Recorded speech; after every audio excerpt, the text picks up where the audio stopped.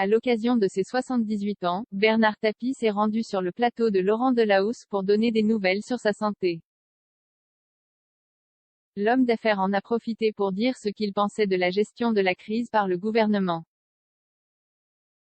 Bernard Tapie plus suivre ne plus suivre Laurent Delahousse plus suivre ne plus suivre Bernard Tapie a encore beaucoup de choses à dire et de combats à mener. L'homme d'affaires français, qui se bat toujours contre son cancer de l'estomac métastasé, s'est confié à Laurent Delahousse sur le plateau de 20h30 le dimanche, ce 31 janvier 2021. Il a ainsi assuré qu'il ne baissait certainement pas les bras, et se voyait vivre encore jusqu'à un âge très avancé. Mais il n'a pas non plus oublié de pousser un petit coup de gueule contre le gouvernement actuel, et sa gestion de la crise sanitaire. L'État est construit pour être comme il est. Or, il faut faire des réformes, commence-t-il, reprochant au gouvernement de ne pas prendre les décisions qui s'imposent pendant cette crise.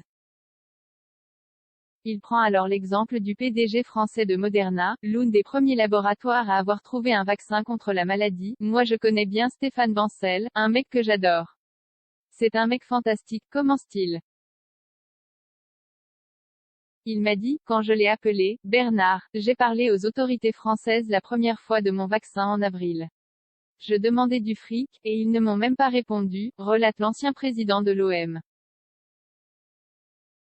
Mais ce n'est pas tout, les reproches de Bernard Tapie au gouvernement, mais quand le brevet est posé, que les étapes dangereuses sont passées, on est en novembre, et il n'y croit toujours pas, reprend Bernard Tapie. Comme il l'explique, il comprend que le gouvernement soit frileux, la classe politique serait décrédibilisée en cas de mort à cause du vaccin.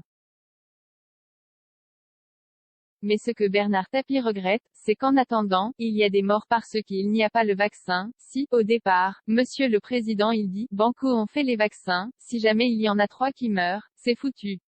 Alors qu'il vaut mieux qu'il y en ait 5000 qui meurent en plus et qu'il n'y ait aucun risque, que le contraire.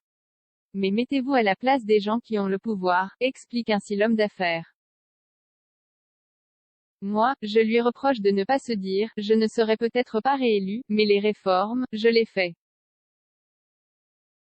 Là, qu'est-ce qu'il se passe? Je suis à peine élu, je commence déjà à préparer les prochaines, s'exclame-t-il en s'adressant directement à Emmanuel Macron. Une intervention qui va certainement faire parler.